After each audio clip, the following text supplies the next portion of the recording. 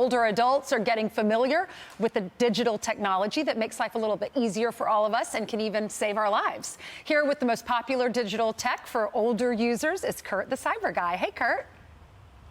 Ainsley, good morning to you. Little surprising data coming out from a study at AARP. Older Americans are embracing technology like never before. Just look at the numbers themselves. Last year, the spend on average was $912.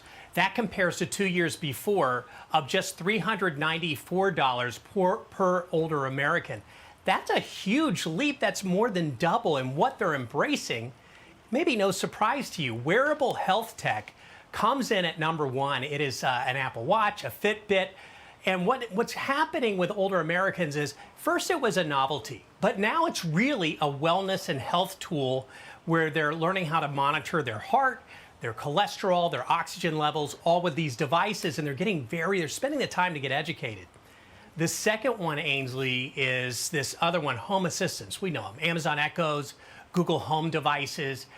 These went from sort of those novelty questions like, hey, what's the weather like, to really starting to engage use of them to turn on lights off and on, make calls, play music, and learning how they're very useful in emergencies. Online will show you how to set up your device in case something bad happens at home. The third thing, streaming services, a huge embrace largely from COVID, but it didn't stop. Netflix, Hulu, HBO Max, more. Older Americans are simply embracing streaming, and now they're learning how to watch them on multiple screens. It used to be that phone call of, how does this work? Well, now you have older Americans actually doing a better job than a lot of younger Americans in terms of understanding the technology. And then the fourth thing that people are embracing that are older here in this country, password protection.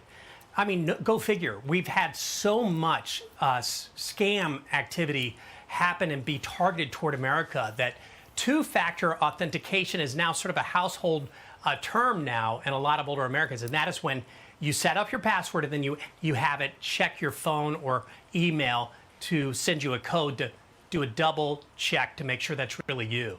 And then the fifth and final thing, scam prevention with antivirus software. We've seen a giant leap in this. Again, we have Americans that are being targeted, $8.8 billion in scams last year alone, up $2 billion over 1 year. So embracing antivirus protection on all your devices, it's paying off for people because they don't have to sweat the bullets. Meanwhile, these targeted attacks come at us with greater frequency and with greater precision, and they are really sneaky about them. Yeah, and the article says that if you are scammed, that younger adults are getting scammed more than older ones, but the older ones, when they do get scammed, they lose a lot more money, maybe because they have more money.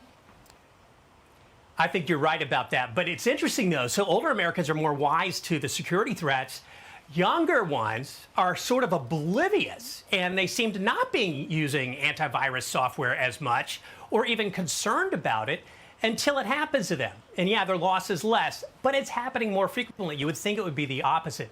If you want to see about how to set up your devices for an emergency at home and also get protection, it's at cyberguy.com and more at foxnews.com/tech, where we have tech features there 24/7. Okay, good deal. Thank you so much, Kurt. Great to see you.